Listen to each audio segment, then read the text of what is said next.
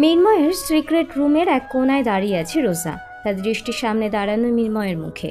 মৃন্ময় ভ্রু কুচকে এক চোখে ম্যাগনিফাইং গ্লাস লাগিয়ে খুব মনোযোগ দিয়ে চিঠিটা পরীক্ষা করে চলেছে।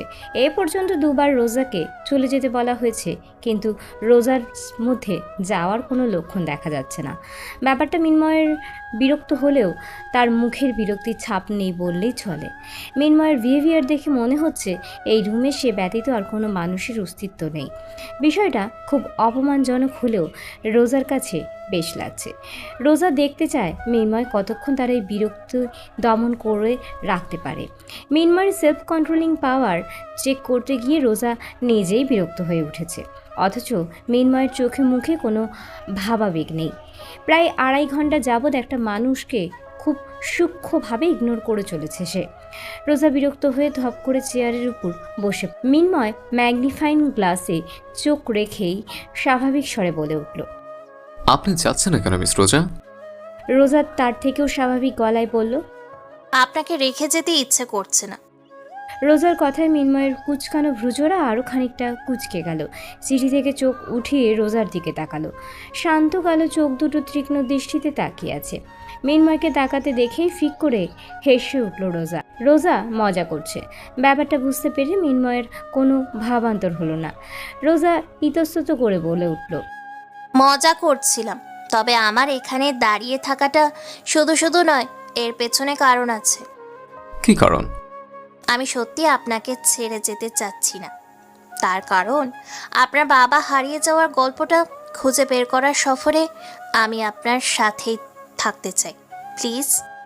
রোজার কথাটা শুনে চিঠিটা টেবিলে রাখলো মৃন্ময়। স্পষ্ট কণ্ঠে জবাব দিল, আপনি এখন আসতে পারেন মিস রোজা, আমি আপনার কথায় ইন্টারেস্টেড নই। প্লিজ মিস্টার আরিয়ান, এটাই আমার ফার্স্ট অ্যান্ড লাস্ট চান্স। আপনার বাবা হারিয়ে যাওয়ার গল্প খুঁজে বের করতে পারলেই কেবল স্বপ্নটা পূরণ হবে আমার। আমি ভার্সিটি ক্লাস মিস দিয়ে এই স্টোরিটার পেছনে ছুটছি।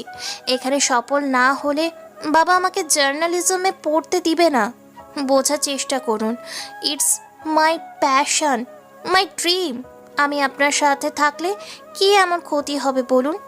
আই প্রমিস, আপনি না চাইলে এটা আমি কাগজে ছাপাবো না, শুধু বাবাকে বোঝাবো যে আমি পেরেছি। Please please. আপনাকে আমি যেতে বলেছি মিস রোজা, যান প্লিজ। আই সেড গো। রোজা অসহায় দৃষ্টিতে তাকালো। স্টোরিটার এন্ডিং পর্যন্ত পৌঁছতে তো তাকে হবেই। রোজা গুটি গুটি পায়ে দরজার দিকে এগিয়ে গেল। হুট করে থেমে গিয়ে টেবিলের দিকে এগিয়ে গেল সে। টেবিলের ড্রয়ার খুলে রিভলভারটা নিয়ে মৃন্ময়ের দিকে তাক করল সে। মৃন্ময় ভ্রু কুচকে তাকিয়ে আছে। রোজার হাতটা মৃদু কাঁপছে। সে হালকা গলায় বলে উঠল, আমাকে সাথে নিতে রাজি হন, নয়তো শ্যুট করব। মৃন্ময়ের মধ্যে কোনো ভাবান্তর দেখা গেল না। সে আগের মতোই দাঁড়িয়ে আছে, তবে এবার ভ্রু দুটো কুঁচকে নেই, একদম স্বাভাবিক। মৃন্ময়কে এভাবে ভাবলেশীনভাবে তাকিয়ে থাকতে দেখে ঢোক গিলল রোজা। করুণ কণ্ঠে বলল, এমন করছেন কেন? আমি তো বললাম আপনার কোনো নিউজে লিক করব না। আমি প্রমিস করলে জীবন দিয়ে হলেও তা রক্ষা করি। বোঝার চেষ্টা করুন, ইটস অ্যাবাউট মাই ক্যারিয়ার। আমার ক্যারিয়ারটা এভাবে নষ্ট করতে পারেন না আপনি। মৃন্ময় এবারও কিছু বলল না। রোজা বিরক্ত হয়ে বলে উঠল, নেবেন আমায় নাকি নেবেন না? Yes or not. না নিলে কিন্তু শ্যুট করে দিব, একদম মাথায়। মৃন্ময় এবার নড়ে চড়ে দাঁড়ালো। হাত ভাঁজ করে দাঁড়িয়ে শান্ত গলায় বলে উঠল, ওকে, শ্যুট করুন। রোজা খানিকটা হতভম্ব গলায় বলল, আপনাকে শ্যুট করতে বলছে, শ্যুট মে। রোজা অবাক চোখে তাকিয়ে আছে। সে মৃন্ময়কে ভয় দেখাতে চেয়েছিল, কিন্তু মৃন্ময় তো ভয়ই পাচ্ছে না, উল্টে এমন শান্ত বিহেভিয়ারে রোজাকেই ভয় পাইয়ে দিচ্ছে। রাগে শরীরটা জ্বলে যাচ্ছে রোজার। রিভলভার আর হাতের ব্যাগটার টেবিলে শব্দ করে রাখলো সে। টেবিলের উপরে রাখা ফাইলগুলো হাতে নিয়ে মৃন্ময়ের দিকে ছুঁড়ে মারল সে। ঠিক টাইমে সরে দাঁড়ানোর ফলে ফাইলগুলো শরীরে লাগলো না, কিন্তু রোজা থেমে থাকার পাত্রী নয়। তেড়ে গিয়ে মৃন্ময়ের সামনে দাঁড়িয়ে খুব জোরে ধাক্কা দিল তাকে। নিজের সবটুকু শক্তি দিয়েও মৃন্ময়কে এক চুল নড়াতে পারল না।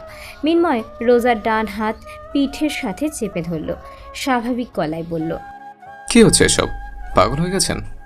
You need psychiatrist. No, I need permission. Please পারমিশনটা দিয়ে দিন না, প্লিজ প্লিজ। আপনি খুবই অদ্ভুত একটা মানুষ। আপনি এটা নন।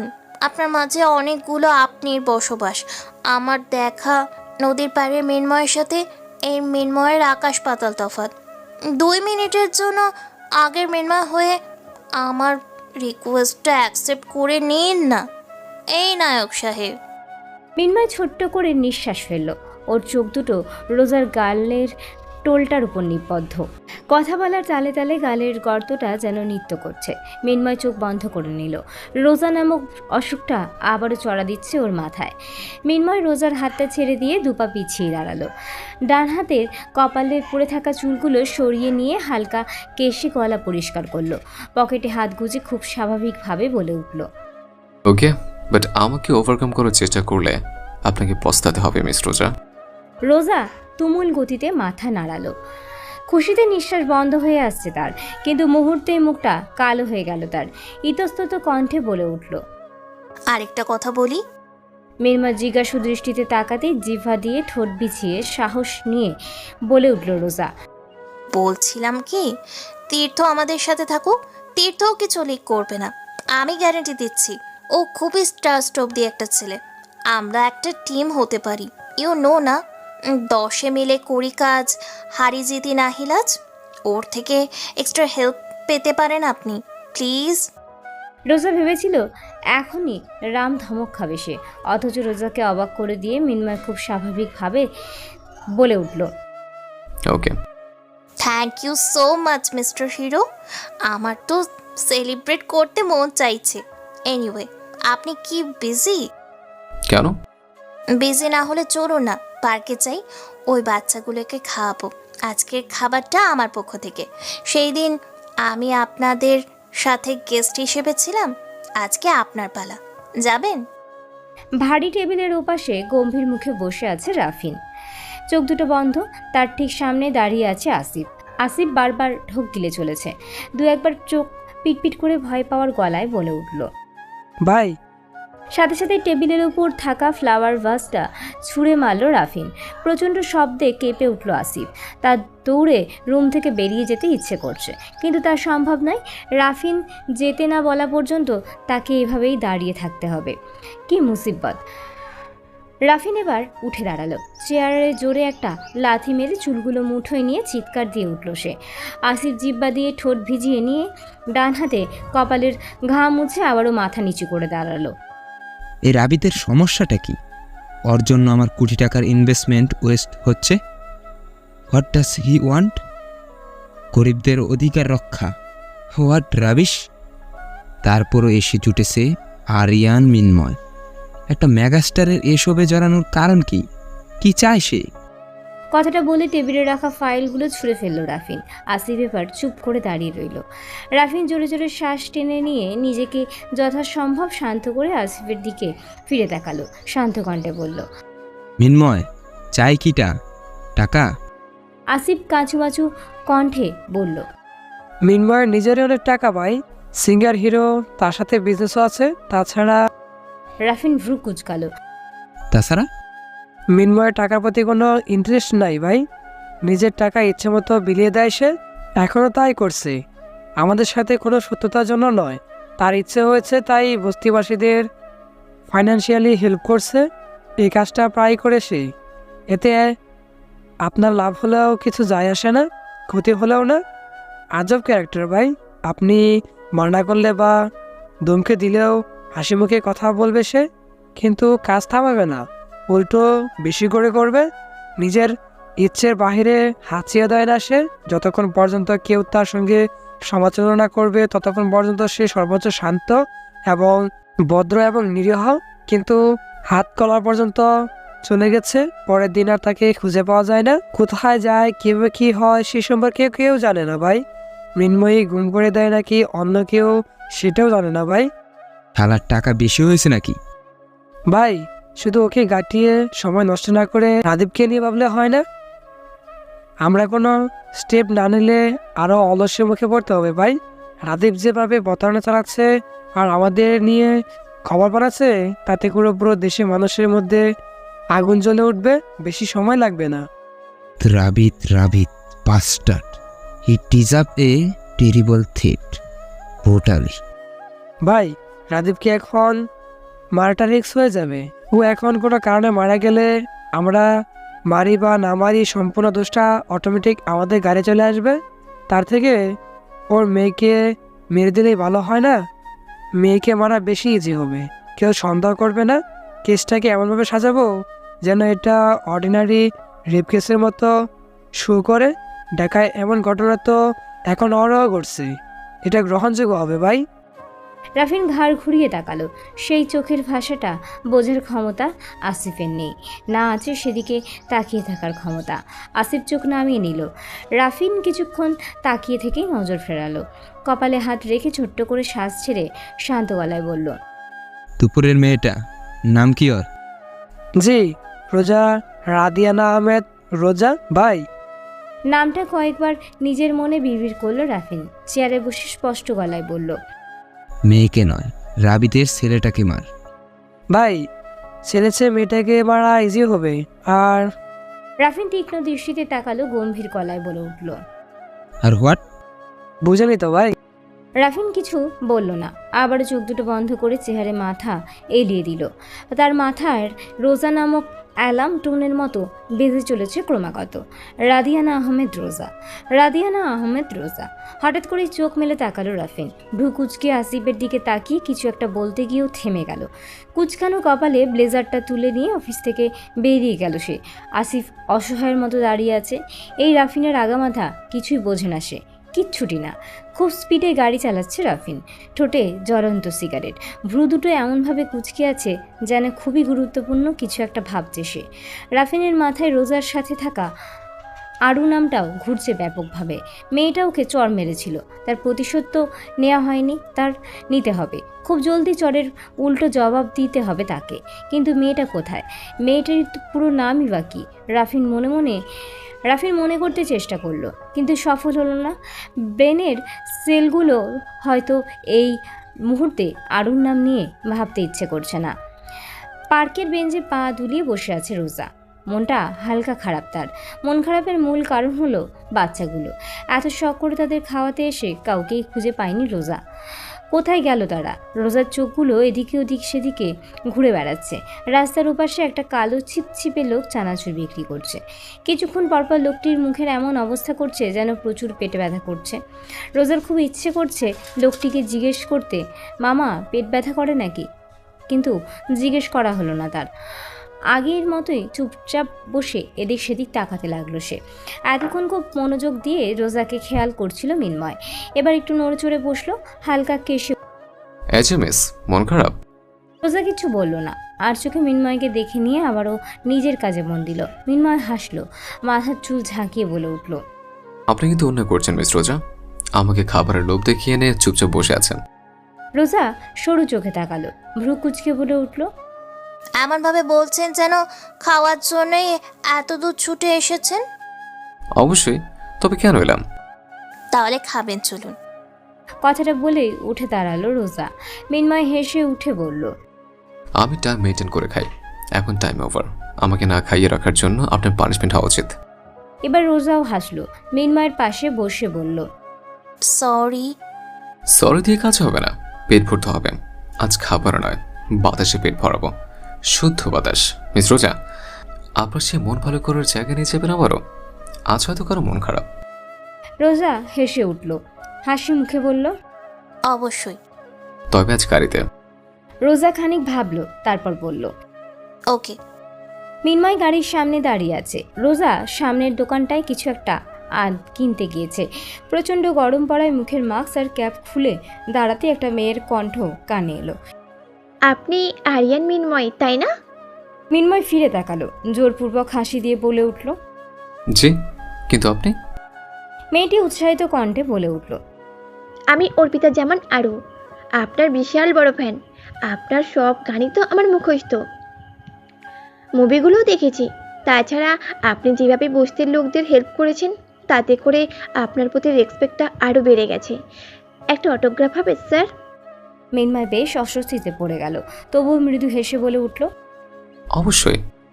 আরু খুশি মনে ব্যাগ থেকে একটা বই বের করে মিনময়ের দিকে এগিয়ে দিল, মুখে বলল, এটা আমার প্রিয় বই। প্রিয় বইয়ের প্রিয় মানুষের অটোগ্রাফ চাই। মিনময় মিষ্টি হেসে বইটা হাতে নিল। হুট করেই রাস্তার দিকে ইশারা করে বলে উঠল আরু, ওই মেয়েটা বুঝি ম্যাম? অনেক সিম্পল বাট কিউট। আপনাদের বেশ ভালো মানিয়েছে। অনেকক্ষণ ধরেই অবজার্ভ করছিলাম আপনাদের, তাই বললাম। মিনময় চোখ ঘুরিয়ে রাস্তার দিকে তাকালো। হাতে বেশ কিছু খাবারের প্যাকেট নিয়ে এগিয়ে আসছে রোজা। কয়েক সেকেন্ডে সেদিকে তাকিয়ে থেকে চোখ ফিরিয়ে নিল মিনময়।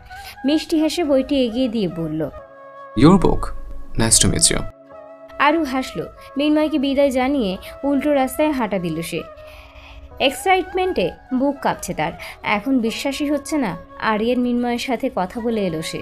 ভাবা যায় এত খুশির মাঝেও হঠাৎ মুখটা কালো হয়ে গেল আরুর। রাফিনের মুখটা মনে পড়ে। একটা দীর্ঘশ্বাস ফেলে সব ভাবনাকে ঝেড়ে ফেলল সে। মিনময় ততক্ষণে গাড়ির পিছনে গিয়ে বসেছে। খাবারের প্যাকেটগুলো পেছনে রেখে মিনময়ের পাশের সিটে বসতে বসতে রহস্যময় হাসি দিয়ে বলে উঠল রোজা, মেয়েটা কে ছিল? গার্লফ্রেন্ড নাকি এক্স? তবে দেখতে কিন্তু সেই। কথাটা বলেই চোখ টিপল রোজা। মিনময় ড্রাইভিং করতে করতে ভ্রু কুচকে তাকালো। বিরক্ত গলায় বলে উঠল, ফালতু। কে? আপনার ওই এক্স? না, তাহলে আপনার কথা। কোনো মেয়ের সাথে কথা বললে সে গার্লফ্রেন্ড হয়ে যায় না। এমন ফুলিশ কথা বললে আপনার সাথে ইনভেস্টিগেশনে জয়েন করার কথা বলে যান। মেয়েটা একজন ফ্যান ছিল, নাথিং এলস। রোজা মুখ ফুলিয়ে বলল, ও ভালোই তো। হিরোদের কিন্তু বেশ ভালো অ্যাডভান্টেজ আছে। সব সুন্দরী সুন্দরী মেয়েরা তাদের ফ্যান হয়। কাউকে পছন্দ হলেই টপ করে বিয়ে অর ডেট পটানোর কোনো ঝামেলা নেই, তাই না? মিনময় একটা দীর্ঘশ্বাস ফেলে বলল, সব সুন্দর মেয়েরা ফ্যান হয় না। আর যাকে হিরো পছন্দ করে মোস্ট অফ দ্য টাইম সে হিরোকে একদমই পছন্দ করে না। এমনও হয়? হয়তো, যেমন আপনি। রোজা কনফিউজড হয়ে বলল, মানে? মানে মানে হলেও আপনি তো হিরোদের পছন্দ করেন না। কোনো হিরো আপনার প্রেমে পড়লে সে তো ফেসে যাবে, তাই না? রোজা খিলখিল করে হেসে উঠল, যেন খুব মজার কোনো জোকস শোনানো হয়েছে তাকে। নিজের হাসি কন্ট্রোল করে মিনময়ের দিকে তাকিয়ে বলে, মিস্টার হিরো, কোনো হিরো সুন্দরী হিরোইন রেখে আমার মতো মেয়ের প্রেমে পড়তে যাবে কেন শুনি? তাছাড়া হিরোরা কখনো প্রেমে পড়ে না, ওদের শুধু অ্যাট্রাকশন থাকে, আর 2 দিন পরেই ফুস। এই জন্যই এত ঘন ঘন ডিভোর্স হয় ওদের। আমার ধারণা এত এত মেয়েদের সাথে মেলামেশা করে ওদের অনুভূতি নামক বস্তুটা নষ্ট হয়ে যায়। মিনময় কেসে উঠল, আর চোখে রোজার দিকে তাকিয়ে বলে উঠল, আপনি কি আমাকে ইন্ডিকেট করছেন মিস রোজা? আপনার শুনতে খারাপ লাগলেও উত্তরটা ইয়েস। আপনিও তো হিরো। না জানি কত কত গার্লফ্রেন্ড ছিল, যে সুন্দরী সুন্দরী ফ্যান আপনার দেখেই তো মাথা ঘুরে যাওয়ার কথা। এই একটু আগে যে মেয়েটাকে দেখলেন, তাকে দেখে আপনার মাথা ঘুরে যায়নি? অসম্ভব সুন্দরী ছিল মেয়েটা। মিনময় কিছু বলল না। রাগে শরীর ফেটে যাচ্ছে তার। মনে শুধু একটাই কথাই চলছে, ও গড, এই মেয়েটাকে আমি তখন শ্যুট করে কেন দিলাম না? ওয়াই? মেয়েটাকে শ্যুট করে কাছের পেছনে সাজিয়ে রাখলে তো হতো। চোখের সামনে চুপচাপ দাঁড়িয়ে থাকতো, সেটাই বেশ হতো। উফ, কী সব অদ্ভুত কথা ভাবছে মিনময়। এই মেয়েটার সাথে থাকলে কেমন সব অদ্ভুত চিন্তা করে সে। মেয়েটা তার জীবনের খুব বাজে একটা অসুখ, যে অসুখটা সারাতেও পারছে না, আবার মেনেও নিতে পারছে না। কি ভয়ানক অবস্থা তার। রিকশার কোণ ঘেঁষে বসে আছে আরু। পাশে যে লোকটি বসে আছে তার নাম সাইম, নুরুল আহমেদ সাইম। হাই স্কুলের গণিত শিক্ষক সে। সম্পর্কে আরুর হবু বর। আজকাল বাবার শরীরটা ভালো যাচ্ছে না। আরুর বাবা আরমান ইসলামের ধারণা এই দুনিয়ায় তার বেশি দিন থাকা হবে না। তার খুব শীঘ্রই পাড়ি জমাতে হবে সেই দূরের কোনো দেশে। এই তো সেদিনই আরুর কলেজ থেকে ফেরার পরই আরুকে ডেকে পাঠালেন আরমান। মেয়েরকে পাশে বসতে ইশারা করে দুর্বল গলায় বললেন, পড়াশোনা কেমন চলছে মা? জি বাবা, ভালো। এখন শরীর কেমন আছে তোমার? আরমান দুর্বল হাসি দিয়ে বললেন, আর শরীরের দিন শেষ মা, এখন শুধু চার পালা অপেক্ষা আর অপেক্ষা। কী সব বলছো বাবা? এসব বলতে নেই। আরমান আরুর কথায় কান না দিয়ে নিজের মনে মনে বলে উঠলেন, 17 বছর বয়সে তোর মাকে বউ করে এনেছিলাম বুঝলি। গ্রামের একদম ধসি মেয়ে ছিল সে। আমি অফিসের সামান্য কেরানি ছিলাম, তবুও তোর মায়ের সাথে সুখে অভাব হয়নি। মানুষের জন্ম, মৃত্যু, বিয়ে সবই নির্ধারিত মা। এসব নিয়ে অতিরিক্ত ভাবতে নেই। ভাবলেও তার কোল কিনারা পাওয়া যায় না। সবই তো মা বুদের হাতে। এই যে তোর মায়ের মতো সুন্দরী মেয়ে আমার মতো একজন মানুষের বউ হবে, তা কি কেউ কখনো ভেবেছিল? আর হুট করেই অসুখে হঠাৎ আমাদের ছেড়ে চলে যাবে, এটাই বা কে ভেবেছিল? সবই নিয়ে তো বুঝলে। আরও সেদিন কিচ্ছু বলেনি, চুপ করে শুনে গিয়েছিল শুধু। আরমান খানিক থেমে আবারও বলে উঠলেন, নূর আহমেদকে চিনিস? তোর ভাইয়ের সাথেই পড়াশোনা করেছে, এখন হাই স্কুলে গণিতের মাস্টার। ছেলেটা বাসায় বিয়ের প্রস্তাব পাঠিয়েছে। আমরা মধ্যবিত্ত পরিবার, এর থেকে ভালো বিয়ে ঘর কি আমাদের জন্য আর হতে পারে মা? ছেলে সরকারি চাকরি করে, রিটায়ার করার পর পেনশন পাবে। জীবিকা নিয়ে কোনো রিস্ক নেই। ছেলের স্বভাব চরিত্রও ভালো। আমারও দিন শেষ। তোকে বিয়ে দিয়ে সুখী না দেখে তো মোটেও শান্তি পাবো না মা। তোর মায়ের কত শখের মেয়ে ছিলি তুই। তোর কোনো গতি না করে গেলে মরার পর তাকে কী জবাব দিব বল? তোর ভাই আছে ঠিক, কিন্তু সত্যিকার অর্থে বাবা মা ছাড়া মেয়েরা একদমই এতিম। ভাই কোনোদিনও দেখবে তোকে কে জানে কেমন বিয়ে দিবে, তাও তো নিজের চোখে দেখতে পারবো না মারে। তুই বিয়ের জন্য রাজি হয়ে যা, বাপের কথাটা রাখ। আরও তখনও কিছু বলেনি, শুধু জল মাখা চোখ দুটো আড়াল করে মাথা হেলিয়ে উঠে এসেছে। সত্যি তো তারা মধ্যবিত্ত পরিবার। এত বিলাসবহুল কল্পনা ভালোবাসা নামক জল্পনা নিয়ে বসে থাকলে কি আর তাদের চলবে? কাঁধে কারো ঝাঁকুনিতে পাশ ফিরে তাকালো আরু। সাইম ডাকছে। তুমি ঠিক আছো আরু? কখন থেকে ডাকছিলাম তোমায়, শুনলে না যে? আমি ঠিক আছি। আচ্ছা বেশ, কিছু খাবে? রিক্সা থেকে নেমে আইসক্রিম হাতে পায়ে হেঁটে ঘুরে বেড়ালে কেমন হয়? আরও একটা দীর্ঘশ্বাস ফেলল, জোরপূর্বক একটা হাসি টেনে নিয়ে বলল। ভালো হয়। আরুর মুখ থেকে পজিটিভ উত্তর পেয়ে সাইমের চোখ মুখ উজ্জ্বল হয়ে এলো। আগ্রহ নিয়ে বলে উঠল, তাহলে চলো আমরা বরং নেমে পড়ি। আরিফ, তোর গালে কিসের ছাপ বাবা? আরু মাথা হেলিয়ে সম্মতি জানালো। রিক্সা ভাড়া মিটিয়ে রাস্তার পাশ থেকে দুটো আইসক্রিম কিনে কিছুটা সামনে এগোতেই তাদেরকে পাশ কাটিয়ে সাই করে বেরিয়ে গেল একটি গাড়ি। সাই ইতস্তত করে আরুর বাম হাতটা হাতের মুঠোয় নিতেই গাড়িটা ব্যাক করে ওদের ঠিক সামনে এসে দাঁড়ালো। আরু সাইম দুজনেই চমকে উঠে তীক্ষ্ণ দৃষ্টিতে তাকালো। গাড়ি থেকে যে মানুষটি বেরিয়ে এলো তাকে দেখে আরুর হাত পা যেন মুহূর্তেই ঠান্ডা হয়ে এলো।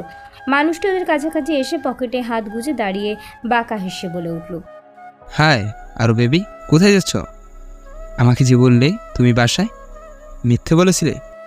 আরও ঢোক গিলল। রাফিনের কথার আগামাতায় কিছুই বুঝতে পারছে না সে। কি করতে চাইছে রাফিন? আরুকে চুপ করে থাকতে দেখে কিছুটা এগিয়ে এলো রাফিন। শাইমকে ইশারা করে বলে উঠল, এই ছেলেটা কে Aru? Whatever I once missing you. কথাটা বলে আরু আর সাইমকে চমকে দিয়ে আরুর হাত ধরে কাছে টেনে ছোট করে চুমু এঁকে দিল রাফিন। আরুর নিঃশ্বাসগুলো যেন গলাতেই আটকে গেল। সাইমও অবাক চোখে তাকিয়ে আছে। কি হচ্ছে কিছুই বুঝতে পারছে না সে। রাফিন যা করলো তারপরও আরুর এমন চুপ করে থাকা কিছুতেই মেনে নিতে পারছে না সাইম। যে সমাজে ছেলে মেয়ের হাত ধরে হাঁটাটাও অশ্লীলতার সামিল, সেখানে এত কিছুর পর আরু চুপ থাকে কিভাবে? সাইম নিজের রাগটুকু চেপে গিয়ে রাফিনকে উদ্দেশ্য করে বলে উঠল, এটা কেমন অসভ্যতা? কে আপনি? মেয়েদের সাথে কেমন বিহেভ করতে হয় জানেন না আপনি? রাফিন হাসলো, ভাবলেশহীনভাবে জবাব দিল, অন্য মেয়ে আর আরুর মাঝে তো আকাশ পাতাল পার্থক্য মিস্টার। এসব তো আমার আর আরুর মাঝে প্রায়ই হয়। It's not a big matter. Anyway, আপনি বুঝি ওর বড় ভাই? তাহলে তো আমার সম্বন্ধী হবেন, তাই না? শাইম বিস্ময় নিয়ে বলল উঠল। আপনার সাথে আরুর সম্পর্ক কি? রাফিন রহস্যময়ী কণ্ঠে বলল, সেটা আরোই ভালো জানে, তবে আপনাকে আমি কিছু ক্লু দিচ্ছি। আই থিঙ্ক আমাদের সম্পর্কটা সহজেই বুঝে যাবেন আপনি।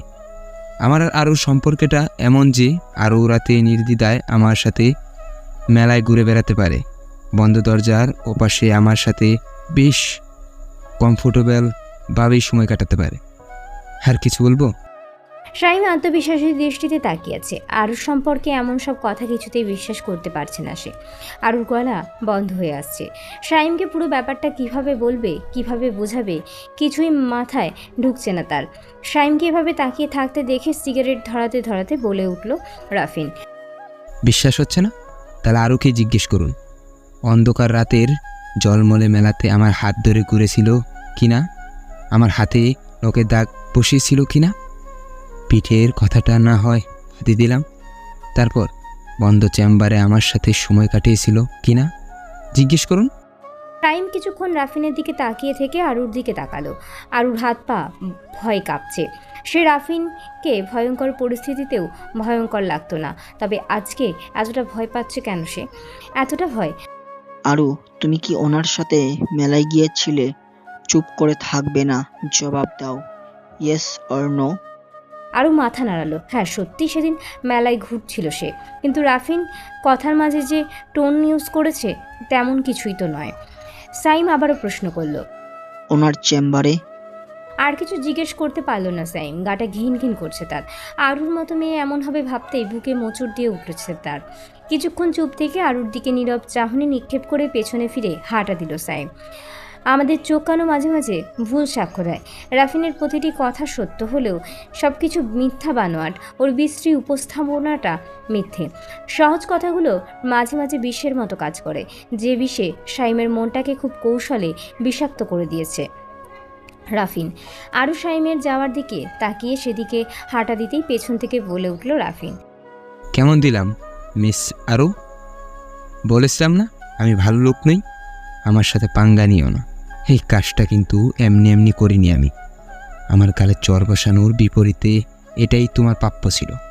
আমাকে যতটুকু অপমান করেছিলে তার থেকে ডাবল অপমান অপেক্ষা করছে তোমার জন্য। ছেলেটা তোমার হবু বর, তাই না?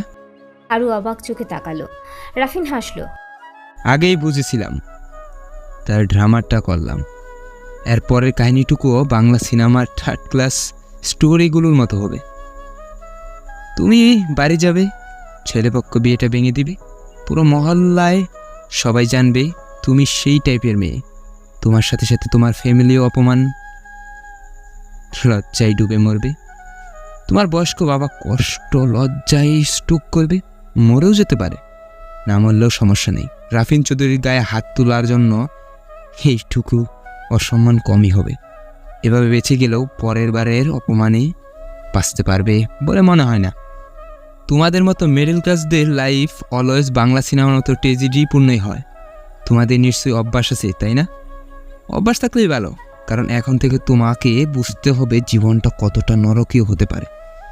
সি ইউ আরু বেবি, অ্যান্ড হ্যাঁ, মাই স্লিপস। কথাটা বলেই ডান চোখ টিপ দিয়ে গাড়িতে গিয়ে বসল রাফিন। আরুর শরীরটা ঘিন ঘিন করছে। একটা মানুষ এতটা খারাপ কি করে হতে পারে? এই মানুষটাকে কি করে ভালোবেসেছিল সে? কিভাবে? আরু মাথায় হাত দিয়ে রাস্তার পাশেই বসে পড়ল। মাথাটা ফাঁকা ফাঁকা লাগছে তার। কি করবে সে? শাইম যদি বাসায় গিয়ে এসব বলে তাহলে তো তার সর্বনাশ হয়ে যাবে। তার অসুস্থ বাবাটা যে মরে যাবে, একদমই মরে যাবে। আরু উঠে দাঁড়ালো। হাত পা চলছে না তার। কি হতে চলেছে কে জানে। চারিদিকে রাতের প্রথম প্রহরের ফ্যাকাশে অন্ধকার। সেই অন্ধকারকে ছাপিয়ে বিরাট চাঁদ খেলা করছে আকাশে। হালকা ঠান্ডা বাতাসে নববধূর প্রথম শিহরণের মতো কেঁপে কেঁপে উঠছে গাছের ঘন পল্লব। এই বিশাল চাঁদের চমৎকার আলোয় একজোড়া তরুণ তরুণী নদীর ঢেউ গুনছে। দুজনের দৃষ্টি স্থির। এই স্থির দৃষ্টি সরিয়ে একগুচ্ছ নীরবতা ভেঙে প্রশ্ন করল রোজা। আচ্ছা, আমাদের ইনভেস্টিগেশন কবে থেকে শুরু হবে? কোথা থেকে শুরু করব? কিছুই তো বুঝতে পারছি না আমি। মৃন্ময়ী আগের মতোই চুপচাপ। রাতের এই ঠান্ডা বাতাসটা বেশ লাগছে তার। মৃন্ময়কে চুপ থাকতে দেখে নিজেই বলে উঠল রোজা। সব কিছু উলটপালট লাগছে আমার। কোথা থেকে কি শুরু করব কিছুই বুঝতে পারছি না। এতদিনে খুঁজে একটা চিঠি পেলাম, তা দেখে ভাবলাম ভিকটিম হয়তো বান্দরবান গিয়েছিলেন, কিন্তু সেটাতেও জল ঢেলে দিলেন আপনি। ফট করে বলে দিলেন না, বান্দরবান যায়নি, তাহলে গিয়েছিলেনটা কোথায়? মঙ্গল গ্রহে? সিলেট।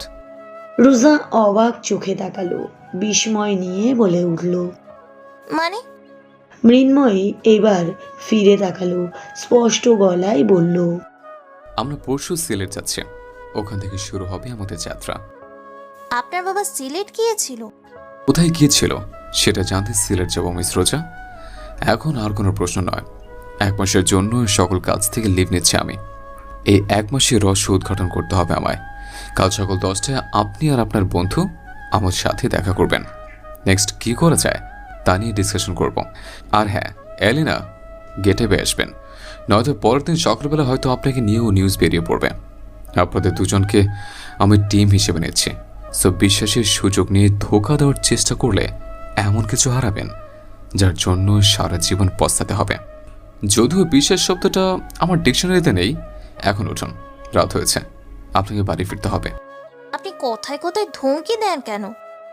উঠুন মিস রোজা। রোজা উঠে দাঁড়ালো, এক হাতে জুতো নিয়ে অন্য হাতে শাড়ির কুচি ধরে খালি পায়ে হাঁটছে সে। শিশির ভেজা ঘাসে হাঁটতে বেশ লাগছে তার। কিছুটা পথ এসে রাস্তায় দাঁড়াতেই কয়েকটি বকাটে ছেলের পাল্লায় পড়ল তারা। রোজাকে দেখে সিটি দেওয়া থেকে শুরু করে নিম্নমানের কথাবার্তাও চালালো তাদের মাঝে। রাগে শরীর ছিঁড়ে যাচ্ছে রোজার, অথচ মৃন্ময় ভাবলেশহীন চুপচাপ দাঁড়িয়ে ফোন চাপছে সে। রোজা এই মুহূর্তে ছেলেগুলোর থেকে মৃন্ময়ের প্রতি বেশি রাগ লাগছে। এই মেয়েটাকে এভাবে টিচ করছে, অথচ মৃন্ময়ের কোনো কিছু যায় আসছে না। অদ্ভুত। এই দুটো ছেলে হলে রোজা নিজেই ধরে পেটাতো, কিন্তু 4-5টা ছেলের সাথে কিছুতেই পেরে উঠবে না সে। রোজার গলা শুকিয়ে আসছে। ছেলেগুলোর ভাবসাব কিছুতেই সুবিধার মনে হচ্ছে না তার। রোজা ছেলেদের দিকে চোখ রেখেই ফিস ফিস করে বলে উঠল। ছেলেগুলো আমাকে নিয়ে বিশ্রী কথা বলছে। মৃন্ময় ফোনের দিকে দৃষ্টি রেখেই স্বাভাবিক গলায় বলল। তো তো মানে? আপনি কিছু করবেন না? আপনার কাছে রিভলভার থাকলে শুট করে দিন, এদের বেঁচে থাকার কোনো অধিকার নেই। মিস রোজা, আমি রিভলভার নিয়ে ঘুরি না। তাছাড়া আপনার জন্য আমি কেন ঝামেলা জড়াতে যাব? মৃন্ময়ের কথায় রাগ লাগলো। চুপ হয়ে গেল রোজা, যার মধ্যে সামান্য মানবিকতা নেই। কিছু বলে লাভটাই বাকি। মৃন্ময়ের নীরবতার সুযোগ নিয়েই আরও কিছুটা এগিয়ে এলো ছেলেগুলো। একজন তো রোজার হাতে বেশ বিশ্রীভাবে ছুঁয়েও দিল। মৃন্ময় ব্যাপারটা দেখেও না দেখার ভান করে হাসি মুখে বেশ নম্রভাবে বলল। হ্যালো গাইস, কিছু বলবেন? ছেলেগুলো যেন ভ্যাবাচ্যাকা খেয়ে গেল। মৃন্ময়কে বড্ড পাগল মনে হচ্ছে তাদের। একটি মেয়েকে উত্ত্যক্ত করছে দেখেও কোনো সুস্থ সবল মানুষ এমন একটা কোচ এই টার্ন করতে পারে না। ভীতু হলে পালিয়ে যায়, আর সাহসী হলে ঝামেলা করে। কিন্তু এমন প্রশ্ন? তবে তাদের ভ্যাবাচ্যাকা ভাবটা বেশিক্ষণ টিকল না। তাদের মধ্য থেকে একজন দাঁত বের করে বিচ্ছিরিভাবে হেসে বলল। তোরে কিছু বলতে চাই না, তবে এই মাইয়াটারে বলতে চাই। ভালো চাইলে মেয়েটাকে রেখে কেটে পড়।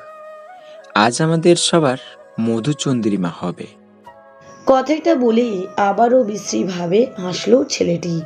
মৃন্ময় মিষ্টি হেসে বলল। মধু নয়, মধু। ওটা মধুচন্দ্রিমা হবে। আপনাদের মধুচন্দ্রিমার জন্য অল দ্য বেস্ট। তবে আমি এখান থেকে যেতে পারছি না। কেন রে, তোরও মধুচন্দ্রিমা করতে মন চাইছে নাকি? ছেলেটার কথায় বাকিরাও হেসে উঠল, কিন্তু মৃন্ময় ভাবলেশহীনভাবে আগের মতোই মৃদু হেসে বলল। না, তাই নয়, অন্য সমস্যা। ছেলেগুলো অবাক হয়ে বলল। কি সমস্যা? এখানে শুটিং করতে এসেছি, নয়তো রাতের বেলায় এমন নির্জন জায়গায় কেউ আসে? প্রোটেকশনের জন্য গার্ডস আর আমাদের টিম এই 5-10 মিনিটের মধ্যে চলে আসবে। বাকিরা নদীর ওই পাশটাতে আছে, আর আমার পাশে যে আছে সে হিরোইন। আমরা দুজন ন্যাচারাল রিহার্সালের জন্য একটু আগে চলে এসেছে। যেহেতু একটু পর শুটিং, সো এখন চলে যাওয়াটা তো পসিবল নয়। মৃন্ময়ের কথাই ছেলেগুলো কিছুক্ষণ অদ্ভুতভাবে তাকিয়ে থেকেই হাসিতে ফেটে পড়ল। হাসতে হাসতেই বলে উঠল, ফাজলামো করস? আমাদের মগা মনে হয় তোর। কোন সুপারস্টার তুই? আরে আরে দেখ, তোরা সুপারস্টার চলে আসছে। অটোগ্রাফ নে, অটোগ্রাফ নে, সালা ধাপ্পাবাজ। মৃন্ময় এবার ফোনের লাইটটা অন করে নিজের মুখে ধরল।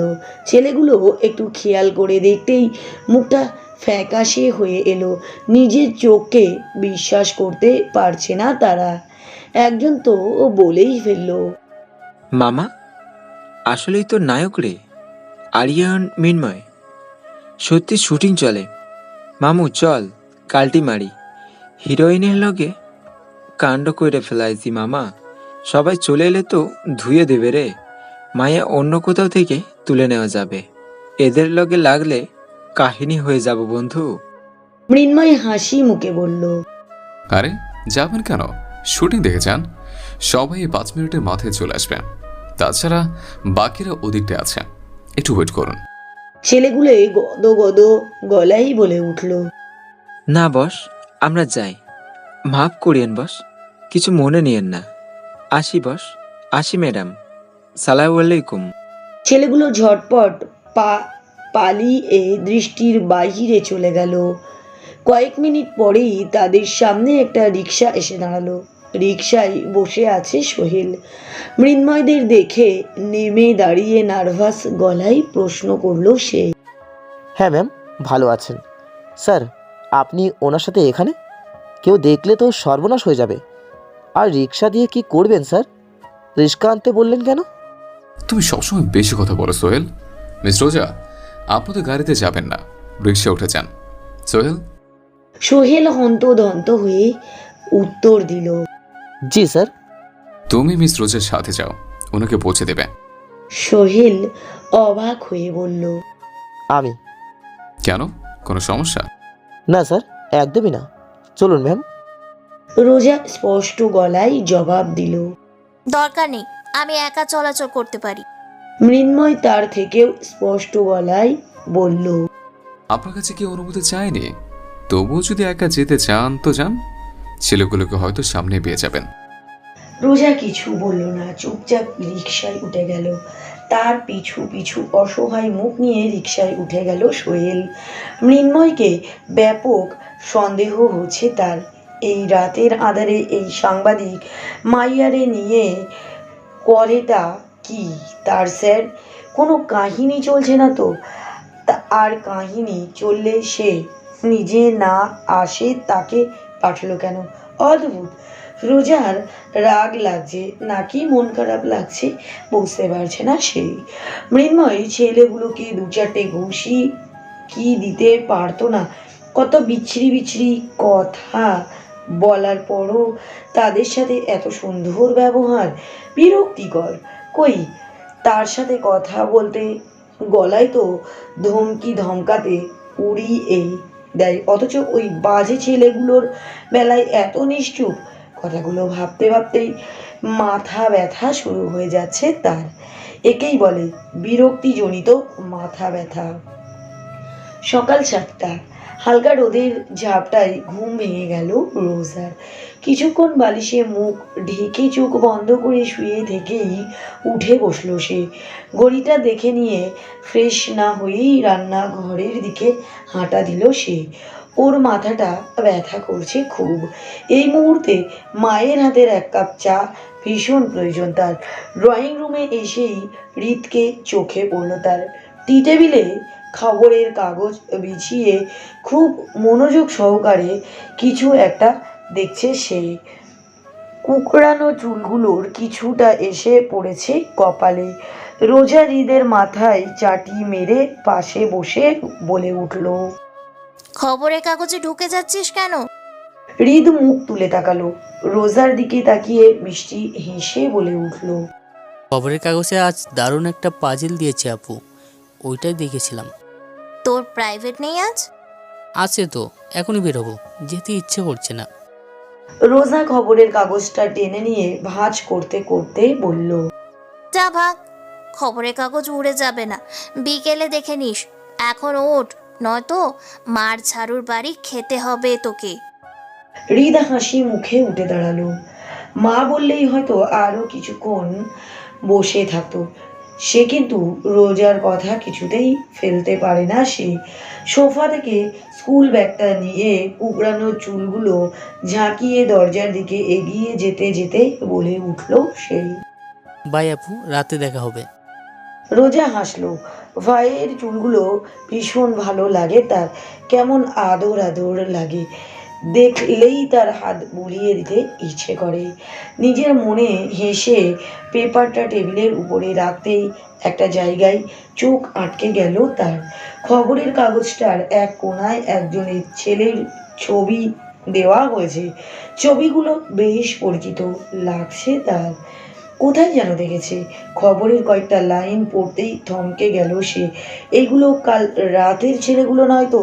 রোজা বেশ মনোযোগ দিয়ে খবরটুকু পড়ল, যার সারমর্ম দাঁড়ালো এই: কাল রাতে শহরের এক নির্জন রাস্তা থেকে ব্যাপক আহত অবস্থায় উদ্ধার করা হয়েছে তাদের, যাদের মাঝে 3 জনই আইসিইউতে মৃত্যুর সাথে লড়াই করছে।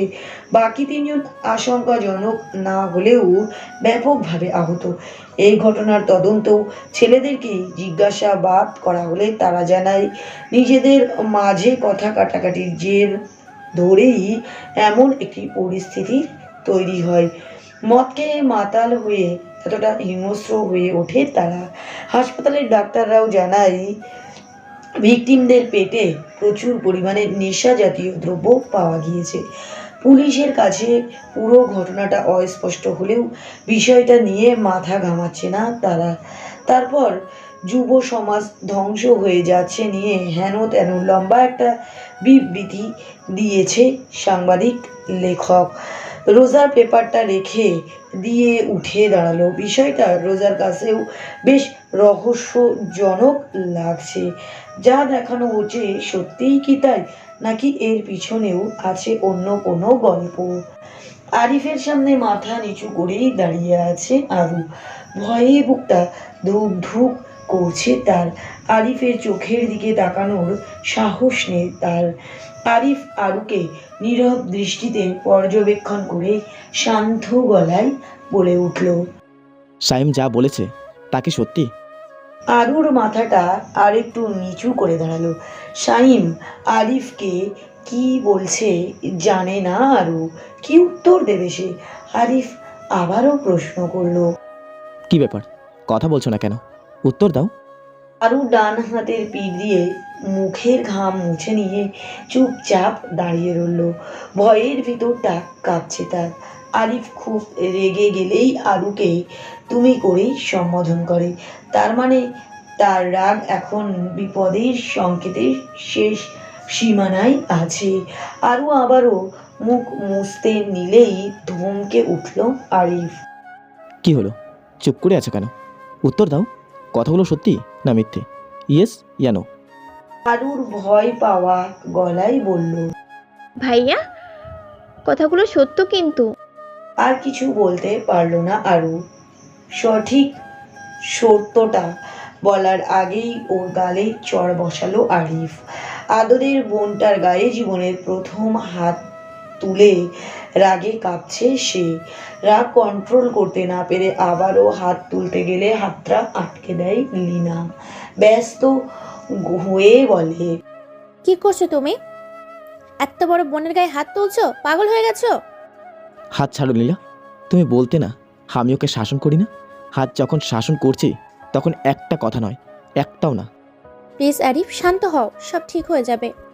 লীনার কথাই চেতে উঠল আরিফ। লীনাকে ধাক্কা দিয়ে সরিয়ে দিল সে। লীনা নিজেকে কোনো রকম সামলে নিয়ে আবারও এগিয়ে এলো। আরিফ রাগে কঠোর দরজার ধুমধাম কয়েকটি লাথি দিয়ে রাগে ফুঁসতে ফুঁসতে বলল, সব ঠিক হয়ে যাবে, তাই না? কিভাবে ঠিক হবে বলো, কিভাবে ঠিক হবে? ওর জন্য বাবা বিছানায় পড়ে আছে। অফিসে যাওয়ার সময় ভরা বাজারে সাইমের ফ্যামিলি থেকে নানা কটূক্তি শুনতে হচ্ছে। এইসব কিভাবে ঠিক হবে বলো? তার চেয়ে বরং ওকে বলো বেরিয়ে যেতে। বাবার হত্যাকারীকে বাসায় রাখবো না আমি। কবে দেখা যাবে বাবার সাথে সাথে আমাদের দুজনকেও বিষ খাইয়ে মেরে ফেলেছে।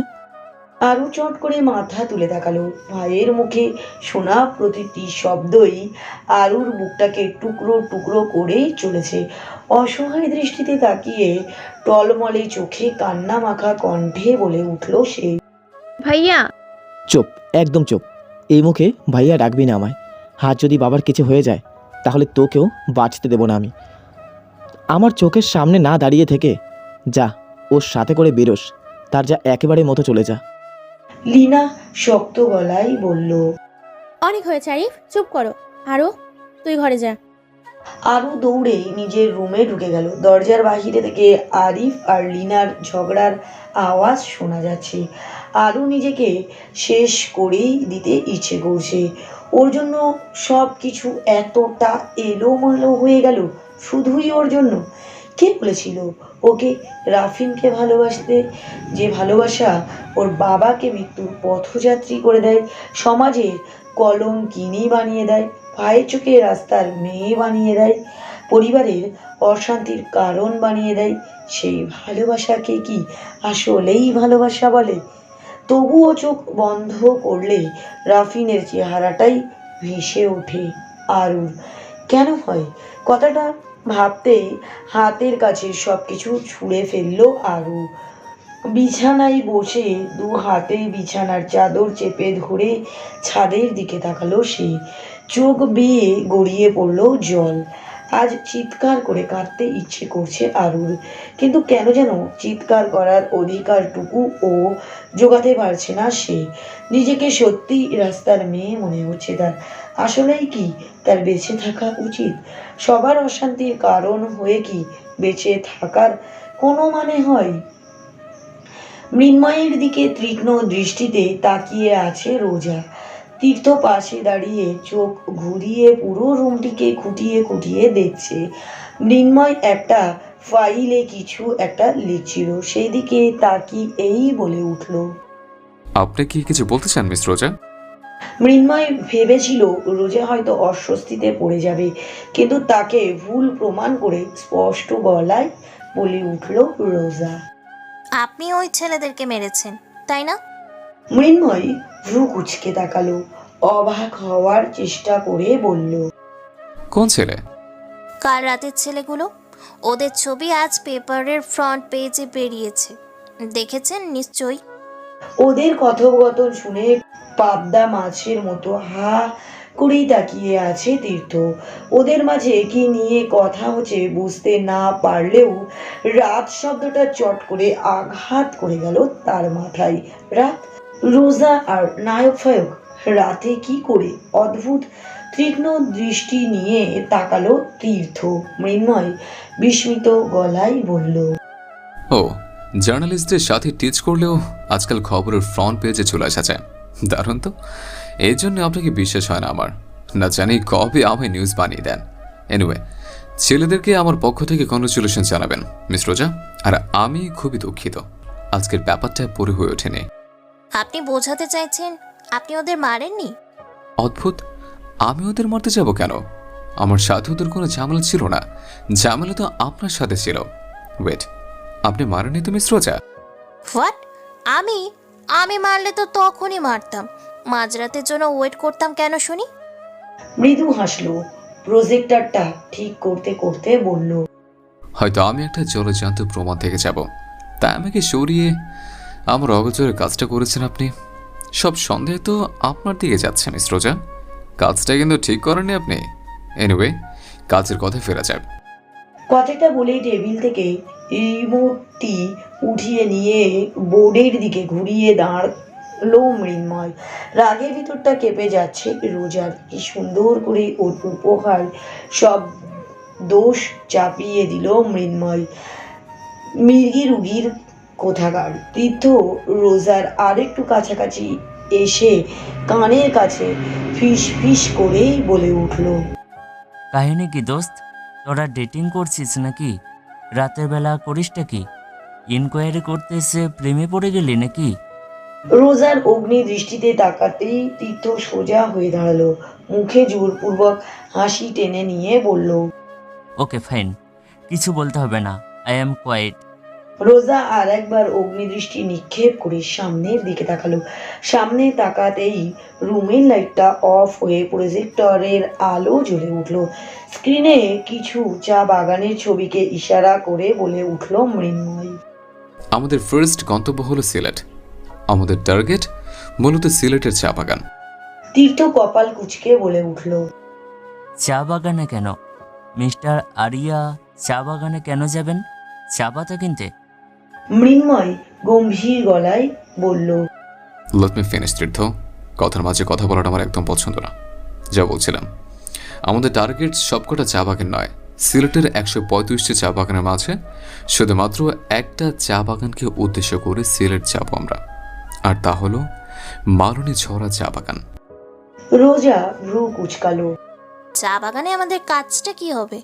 আমাদের মোটিভটি কি? মিস্টার আরিয়াকে খোঁজা? না, ওনাকে নয়। আমাদের মোটিভ হলো সাইয়াম চাং সম্পর্কে ইনফরমেশন কালেক্ট করা। তীর্থ বলল, সাইয়াম চাংকে? মিস্টার আরিয়ানের সাথে তার কি সম্পর্ক? মৃন্ময় কিছু বলার আগেই ব্যস্ত হয়ে বলে উঠল রোজা। তার আগে আমার কিছু প্রশ্ন আছে, করি? মৃন্ময় ভ্রু কুচকালো, ল্যাপটপের দিকে ঝুঁকে কিছু একটা দেখতে দেখতে বলে উঠল, কি প্রশ্ন? আমার মনে হয় বিষয়টা শুরু থেকে জানা থাকা উচিত আমাদের, নয়তো আমরা দুইজন কোনো হেল্পই করতে পারবো না আপনাকে। আমি জানি আমাদের দুজনকে প্রয়োজন আছে বলেই সাথে রেখেছেন আপনি। এতদিনে এটুকু তো বুঝে গিয়েছি আপনি কারণ ছাড়া কিছুই করেন না। এনিওয়ে, আমার প্রথম প্রশ্ন হলো, আপনি সেই দিন বলেছিলেন মিস্টার আরিয়া আপনাকে ফোন করে বলেছিল তিনি জলদি ফিরে আসবেন। উনি যদি সত্যিই ফোন করে থাকে তাহলে আপনি ওনাকে ওনার লোকেশন জিজ্ঞেস করেননি কেন? মৃন্ময় এবার চোখ তুলে তাকালো। রোজার চোখ দুটো আটকে গেল মৃন্ময়ের চোখে। কি ভারী পল্লব। রোজার মুহূর্তেই মনে হলো মৃন্ময় ছেলে না হয়ে মেয়ে হলেই বেশ হতো। ওর চোখ দুটোর উপর ভিত্তি করেই হয়তো হাজারো কবিতা রচনা হতো, হাজারো যৌবন এই চোখের মায়ায় হয়ে উঠত কাব্যিক। কথাগুলো ভেবে নিজের মনেই হাসলো রোজা। মৃন্ময়ের চরিত্রের মতো এর সৌন্দর্যটাও খুব রহস্যময় লাগে রোজার চোখে। কখনো হলদে ফর্সা তো কখনো উজ্জ্বল শ্যামা, কিন্তু সবসময় অসম্ভব সুন্দর। রোজা ছোট্ট নিঃশ্বাস ফেলল। মৃন্ময় ল্যাপটপটা সাইডে রাখতে রাখতে বলল, গুড কোয়েশ্চেন। আপনাকে যতটা বোকা ভেবেছিলাম তত বোকা আপনি নন। ইমপ্রেসিভ। কথাটা বলে হাসলো মৃন্ময়। দুহাত পকেটে গুজে সোজা হয়ে দাঁড়ালো সে। রোজার প্রশ্নমাখা দৃষ্টিতে স্থির দৃষ্টি রেখেই বলে উঠল, বাবা কখনোই ফোন করেনি আমায়। বাবা যেদিন বাসা থেকে চলে যান সেদিন আমি মস্তান করছিলাম স্কুলের ট্রিপে। 2 দিন আগে থেকে ওনার সাথে দেখা সাক্ষাৎ বন্ধ ছিল আমার। বাবার চলে যাওয়ার ব্যাপারটা কারোর জানা ছিল না, ইভেন মারও নয়। আর আপনার পর চিঠিটা মা পর্যন্ত পৌঁছায়নি কখনো। পৌঁছালে হয়তো 4 মাসের মাথায় মানসিকভাবে অসুস্থ হয়ে পড়তেন না উনি। এনিওয়ে, যা বলছিলাম, বাবা চলে যাওয়ার পর এখন পর্যন্ত তার সাথে কোনো যোগাযোগ হয়নি আমাদের। ওটা আপনাকে এমনি বলেছিলাম। রোজা কিছুক্ষণ বিড়বিড় করে বলে উঠল, মিথুক, আপনার কোনো কথাই বিশ্বাস করব না আমি। এটাও যদি মিথ্যে হয় তো? মৃন্ময় হাসলো। আমি মিথ্যা বলছি নাকি সত্যি সেটা বলছি না, ওটা আপনার রেসপন্সিবিলিটি, নট মাইন। এনিওয়ে, আর কোনো প্রশ্ন? আপনার বাবা যে বান্দরবান যাননি সেই বিষয়ে শিওর কিভাবে হচ্ছে?